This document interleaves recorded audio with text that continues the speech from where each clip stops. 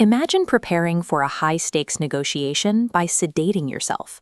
Yet millions of people rewire their minds listening to gentle rain, aiming for high-pressure results. This is the sleepwalker's error. It is the misconception that a passive, theta-wave state provides the optimal conditions for neural adaptation. In reality, ambient sounds activate the parasympathetic nervous system, flooding the brain with serotonin and melatonin.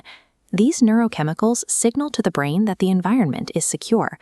They communicate to your biology that no adaptation is required. Evolution conserves energy by ignoring safe environments. Consequently, attempting to change high-performance behavior while sedated results in neural stasis. Real change requires the sympathetic nervous system, a state driven by acute arousal and a different neurochemical profile. Dopamine is not a pleasure molecule, it is the molecule of more. It is the chemical engine for pursuit, alertness, and data encoding. The brain uses a process called long-term potentiation, or LTP, to physically strengthen synaptic connections and build new habits. This process is energy-intensive.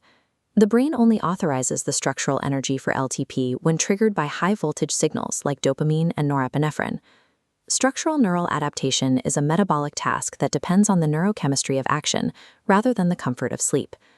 To understand this mechanism, we have to look at the cellular construction of a belief inside the brain. A synapse bathed in serotonin fires slowly, transmitting weak electrical pulses. But when subjected to a dopamine flood, that same synapse fires with rapid, high-voltage intensity. When neurons fire together repeatedly at high intensity, the brain builds a myelin sheath around the axon. This fatty layer increases signal speed. A transmission that once moved at 2 miles per hour accelerates to 200, creating a low-latency neural circuit. This upgrade requires a specific formula: high-intensity dopamine release paired with consistent, extreme repetition. Without that chemical voltage, the brain ignores the repetition and refuses to build the myelin. These cellular changes govern real-world performance through the rule of state-dependent memory. This rule states that information is biologically locked. It is only easily accessible when the brain is in the exact neurochemical state it was in when the memory was formed. If a crisis hits on a chaotic trading floor, your brain enters a high-stress, high-beta state. You desperately need to access your confidence mindset. It searches for the confidence file in its high-arousal cabinets, but finds nothing, because you encoded that confidence while you were half asleep. The solution is stress encoding, inducing acute eustress during the programming phase so the belief is tethered to adrenaline.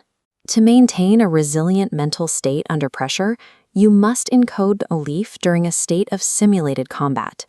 The challenge is consistently simulating this state of dopaminergic eustress on demand. High arousal audio, specifically the aggressive structure of drill music, serves as a precision trigger for the sympathetic nervous system.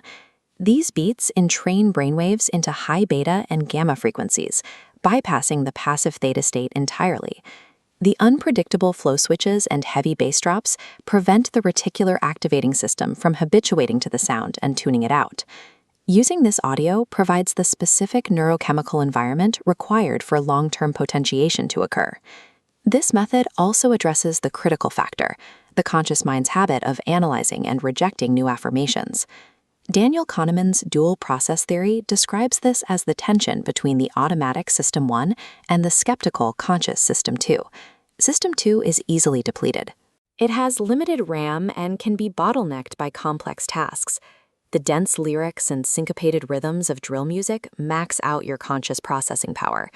This leaves the skeptic too distracted to block the subliminal data that bypasses the bottleneck. By overwhelming the conscious mind, the subconscious is left receptive to the new programming. This creates a single mechanism: acoustic overload, dopamine release, and long-term potentiation. Ultimately, this specific protocol shifts the brain from the anxious default mode network to the externally focused task-positive network. While ambient nature sounds offer a temporary placebo effect, they lack the intensity required to alter neural architecture. Real change comes from the chemistry of the hunt, aligning your subconscious with the neurobiology of action.